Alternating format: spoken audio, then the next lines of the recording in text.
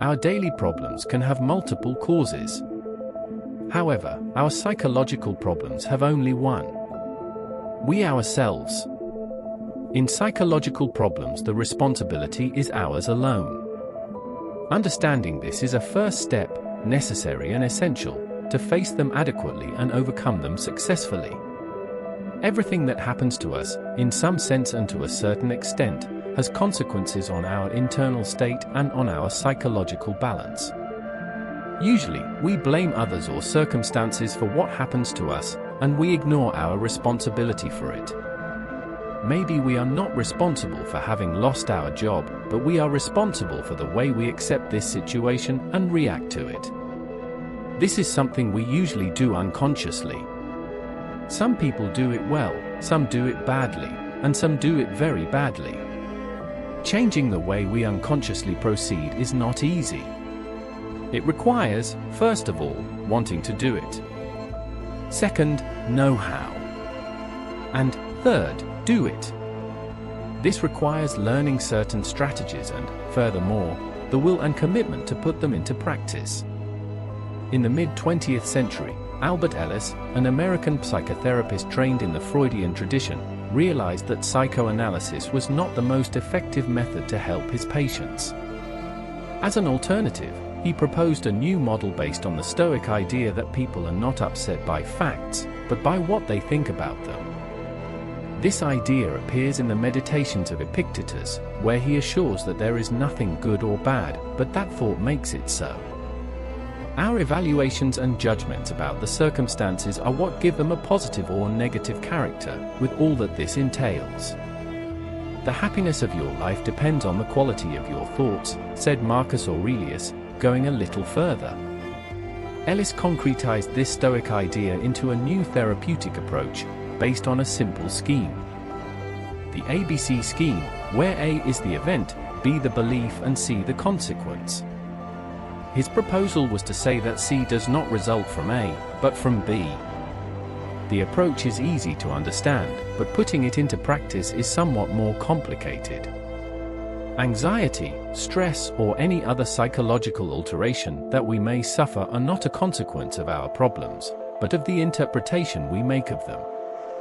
And this interpretation is made from a belief system, developed throughout our lives.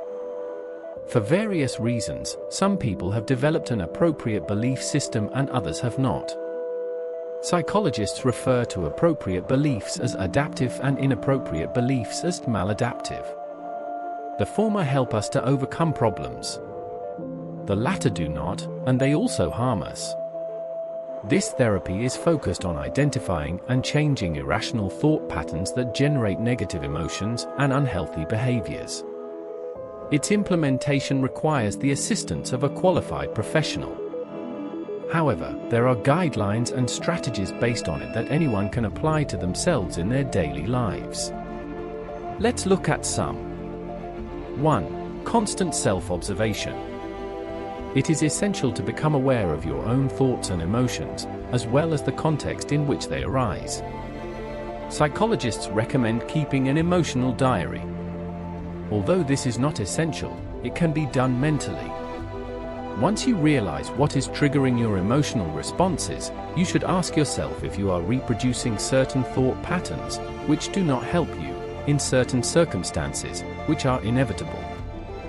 Practicing mindfulness can be useful for this purpose. Marcus Aurelius reminds us of something obvious, but which we often forget. You are neither in the future nor in the past, but only in the present. 2. Identify irrational beliefs. Examine your automatic thoughts and how they contribute to your emotions. Identify underlying beliefs that may be distorting your perception of reality. Pay attention to the should, have to, and need to in your internal vocabulary. These words may be signals of irrational beliefs. Once the mind has assumed a belief, it does not question it, even if it is harmful. The first step to change it is to identify it and become aware of it. 3. Question your irrational thoughts. Use the method of empirical evidence to challenge your irrational beliefs. What evidence do you have that your thought is true? Are there other possible interpretations of the situation? Maybe the corrections the boss makes to your work are not because he wants to annoy you, but because your work really needs some corrections. It's also possible that he makes them to everyone. Or he's just having a bad day. In any case, do not forget that the attitude or way of proceeding of others does not depend on you. Therefore, they should not worry you at all. Only worry about what depends on you. In the example above, do your job well. 4. Restructure your thoughts. It is a matter of developing alternative, more positive and rational thoughts to replace the original, biased and dysfunctional ones. To do this, you can resort to Socratic questioning.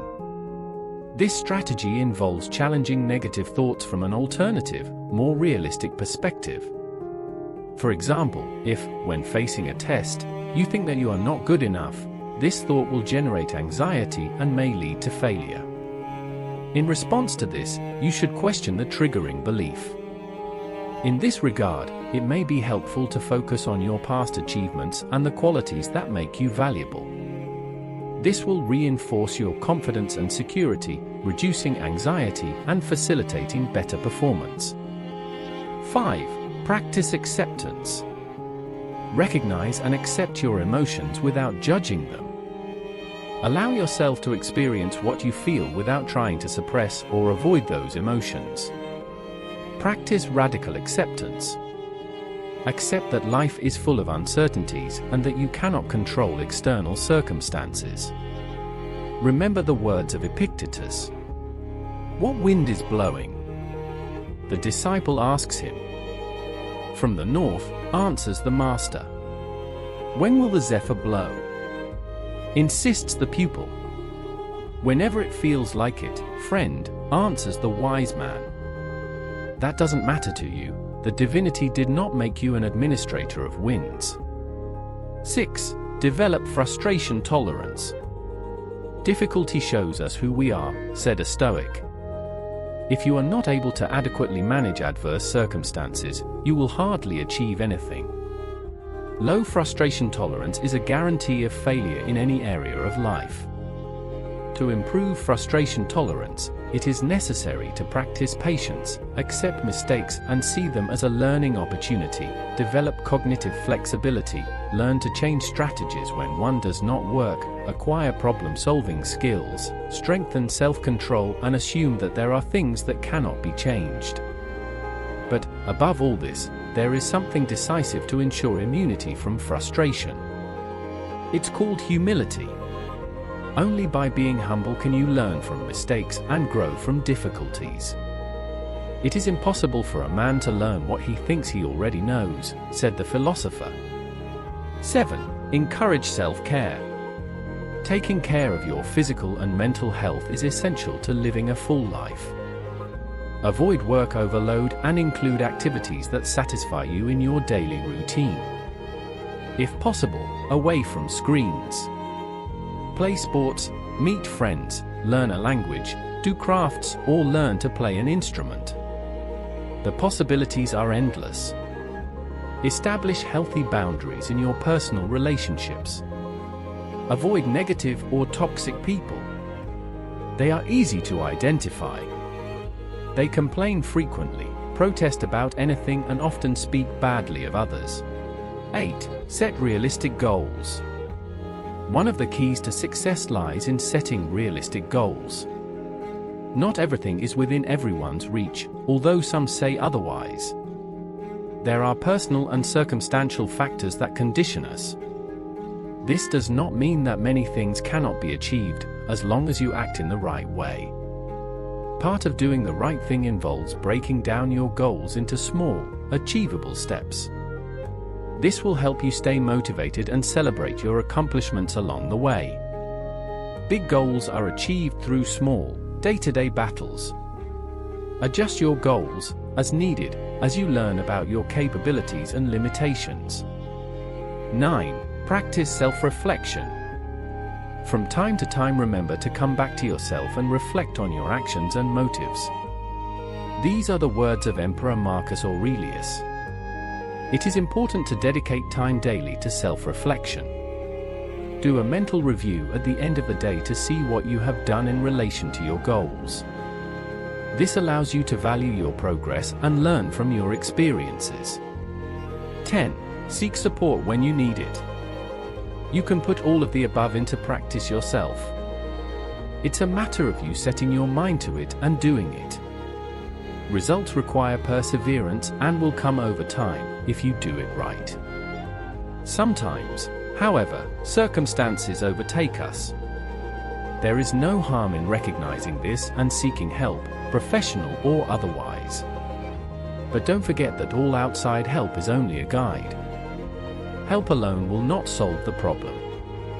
You have to walk the path yourself.